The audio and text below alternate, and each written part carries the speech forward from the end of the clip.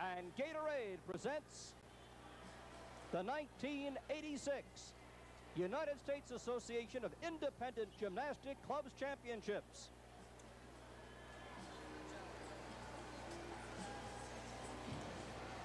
We're on the campus of beautiful William Paterson College in Wayne, New Jersey.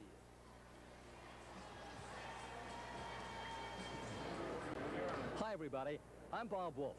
I can promise you right now, you're in for a real sports treat. Now, I've had the privilege during the past years of telecasting, broadcasting some of the nation's major sports events. World Series, Rose Bowl, Sugar Bowl, NHL Championship, NBA, Stanley Cup, all of them. But all these great athletes, as great as they've been, the ones that I've covered, none of them, perhaps with a rare exception, could do what you're about to see tonight. But these young gymnasts in their teens can do. They are just sensational athletes. The control of their bodies is phenomenal. Now, you might say, why is this possible? Because they have dispelled the fear problem. They've started so young. And the things they do, well, let me bring in the two experts and they'll tell you about it. First, by my side is Muriel Grosfeld. And she was a former coach of the women's U.S. Olympic team and a three-time Olympian herself. She's done it all. She's one of the greats. Now, when you were competing, making the headlines, the glamour queen of gymnastics, the things they were doing. How about these young kids now? They're doing things nobody ever thought of. Is that right? I could even go so far as to say that you will see things done this evening, today, that you would not have seen just in the last Olympic Games. Children in the 1972 Olympics who won gold medals are at the level that probably our intermediate level gymnasts are today. You're going to see work that truly is Olympic worthy. Just amazing. On my other side, a gentleman who is certainly famed. He's the former coach of the University of Oklahoma, and he's the coach of Bart Connor, who is a two-time gold medal winner in the past Olympics. We've spoken about that fear problem, getting him young. Paul Zert, tell us about that.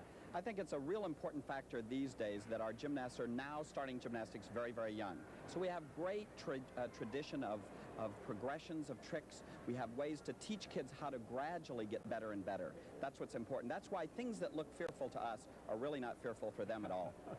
And we'll be underway in just a minute, right here from Wayne, New Jersey.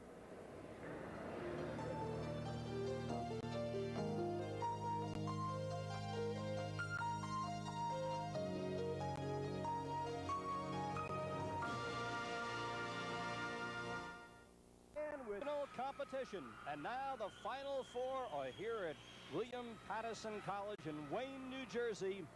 250 acres of beautiful, beautiful college.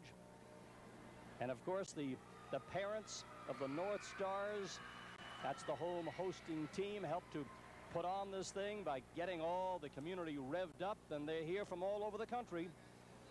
Here were the team standings to comprise the Final Four coming into tonight. North Stars, Berks, Marvatines, and Gymcats. And we'll tell you where they are from different spots around the country. North Stars from Fairfield, New Jersey. Berks Gymnastics Academy, Reading, Pennsylvania. The Marvatines, they come from Rockville, Maryland. The Gymcats, well, they're from the Bronxville, Yonkers region in New York. As we get set right now for the start of competition, and the warm-ups are going on right now. The Olympic events, the order, the vault, the uneven bars, the balance beam, and the floor exercise. And the North Stars will start on the vault. On the bars will be the Berks, the beams, the Marvatines, and the floor will be the Gymcats. And these are the tense moments that you're witnessing right now before they begin. Muriel, you have that same feeling when you're sitting on the sidelines? Everybody who's been in the last, the kids call this the last touch. You get a brief touch before you go on, and all the things you're worried about. Like if your warm-up goes well, I think that's the most important thing, is to do less and to leave it with a good psychological feeling. Lots of times the meets are lost right here in this touch. Also, this is a very important time, Bob, because since the '84 Olympic Games, the level of gymnastics for girls has just jumped astronomically. And we're seeing girls challenging themselves and trying to pick up and get those really great skills. And as a result, this is tense time for them. They've got to hit them in the warm-ups if they plan to do them in their routine. So it's a really important time for them to build their confidence.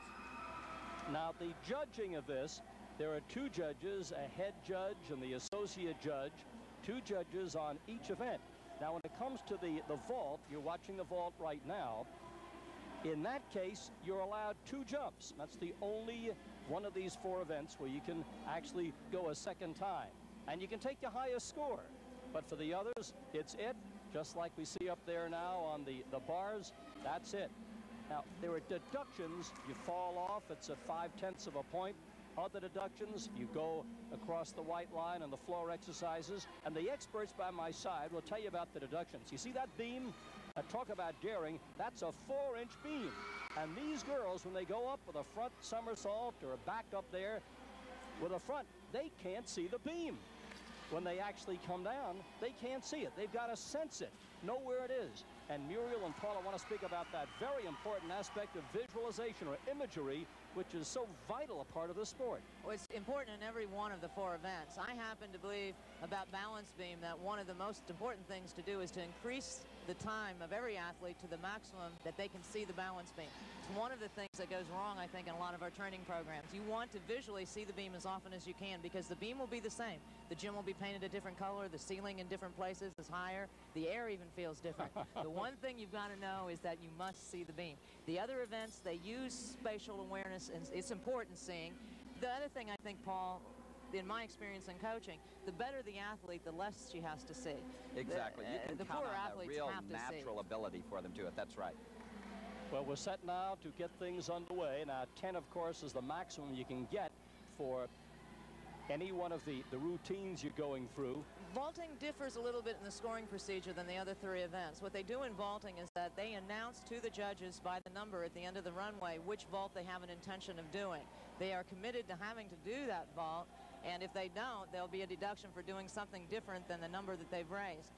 And the judges have, ahead of time, there is a table, and each vault has a ahead of time rating. So some vaults in this competition will be worth 10 points, some only 9.4, some only 9.2. In the other events, the structure is different. Vaulting is the one that ahead of time is pre-valued in terms of the difficulty or its total potential as a vault. Also, another thing of importance here is that there are 6 girls competing for each team, 5 scores to count. And this is Michelle now is going to come out first. It's really important if you plan to win this championship to make sure this first girl turns in a great score. Well, we've got an opportunity right now just to see a few of the techniques and the limbering up as we get set for the actual start of competition, which is really just a few seconds away right now. Also, in the judging, let us tell you that when we get through with each of the team scores, now you have a maximum, of course, of a perfect team score for each rotation would be 50 points, and with 4 events would total 200. So it's going to take, well, up there in the 180s, let's say, to be a winner. Here we go now. This is Michelle. That was a Tuck Sukahara. The vault was named after a great Japanese gymnast, and a rather easy vault. But remember, she's the first girl up for their team, so they're trying to get a nice, solid score. What is interesting, though, Paul, is about the risk that upper-level athletes have to take. Even though that's an easy vault, it's worth 9.4. So if she does a good job, she could still get in the 9s. And when people come down later and do 10-point vaults, they're only getting a 4/10 of a point benefit, but they're taking 100 times bigger risk. This is a good jump to start with. And Michelle is just 11 years old. She comes from Hackensack, New Jersey. Let's watch. Ooh, that one was much better than the first vault. Very nice. What is really funny, it makes us very, I guess, graybeards here, but the first time this vault was done in an international competition was on, I think, the 1974 World Championships for a woman, and here we have an 11-year-old doing it and doing it well. And in the 74 World Championships, there were 2 coaches squatted there, making sure the person wouldn't get hurt. Okay, we're going to look at her vault again in replay. Notice she hits the board very nicely, right on the white line. Good push off of the horse, and a very, very nice landing. Just a slight jump. And the height and the distance, as we look at the score, 8.65. The height and the distance have a big aspect to take in the vault. We also, when we look at the replay, saw a little twisty motion in the air where she got a little crooked. That probably was her biggest deduction besides the height and distance factor. Now, Muriel, this is the easiest place actually to get the highest scores, is it not? What? The vault. Yeah, I used to always think that because that was my bad event. Well, that doesn't count. It's the easiest place to get a high score if you hit, and it's the best place to get a low score if you can't do it. Oh, that's a well-spoken answer. At least you have 2 tries at that event, and that can be very helpful at times. Well, in floor exercise, there are 50, 60, 70 elements. You might mess one up or two, but you've got another 57 things to show the judges. In vaulting, either you do it or you don't. Jill Eagles of the Berks Gymnastics Academy. And here's how she's done this so far. All of these scores, by the way, going into the Final Four are really now put aside because it all starts anew right now in this last intense competition. Bars, I think, one of the things you can definitely say is that the strength that it takes, the kind of strength it takes to develop, means that in a competition where we have so many young children, this is the place that they should have the most difficulty coming up with these new tricks that Paul has talked about. And even bars takes a great amount of physical training, and it differs from the other three events, so that we'll see what's going to happen here. But I would expect that this is, if somebody's good on bars, whichever team is really good on bars and stays on beam, probably is going to have the best shot today for the win. Also, remember on bars, there are no hold moves, so it's very difficult to get your senses back if you make a little mistake part of the way through the routine. So we're going to be looking for the girls that have that real strong mental power to get themselves through the routine with very few small errors. She did a vaulting mount, which is a popular way of getting on the bars, and so far everything is really terrific. A very, very, very nice job. The judges are going to be looking for lots of things: direction changes, salto movements, twists, circling motions, which that is, and transfers. That's a weak transfer. So far she has no big deductions. She just does not have the great big trick nor the great big swing, but she's getting through a pretty good job. I think they'll be happy with that as a start. And hugs from her teammates. Jill Eagles is 13 years old. Incidentally, Berks, by the way, the 8th consecutive year that Berks has placed in the top 4 teams in the nation. Head coach is Tom McCarthy. They've had outstanding records in teams. Produced a number of members of our World Championship and Olympic teams. He's developed a great attitude towards gymnastics and a very, very nice team there at Berks Academy. Berks Academy has well-rounded gymnasts. They're not just good tumblers or good this, but they tend to do all of the things well. We're looking back at the bars. That's a front circle. We can see that she has a little trouble with toe point, body extension. She doesn't swing in as big a pattern as we'd like to see. And here, when she goes for her free circle at the end, we see the effort going to the handstand with the little knee bends, on the free circle. And on the dismount, again, she gets it in, but just barely. Again, a little lack of strength that you talked about earlier. You can see that she's got to work a little bit to get stronger. It just takes time. Now we're going to move over to the beam. Now this, well, they've told me during the weeks that I've been looking at this, is a psychological event. This is Nadia Mason, comes from Washington, D.C. She's 14 years old, an elite level, and a straight A student, by the way, because here you got to do a lot of thinking. It's not power as much as finesse, right, Muriel?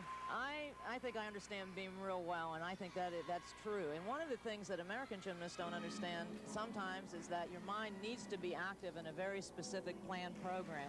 What gets the better of you on beam is you might be hitting and going along, and all of a sudden you think about your boyfriend, or about you might miss, or I wonder if the judges like the color of my leotard. Your mental self escapes relationship to the exercise you're doing. Once that happens, you are then up there with only luck, not training.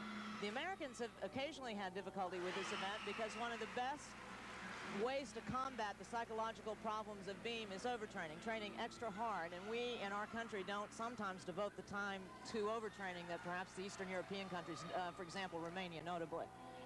She is doing a very nice job with staying on. She's doing a nice job with having pretty decent skills. There's a major jump, which the judges will look for. Rhythm is very lacking.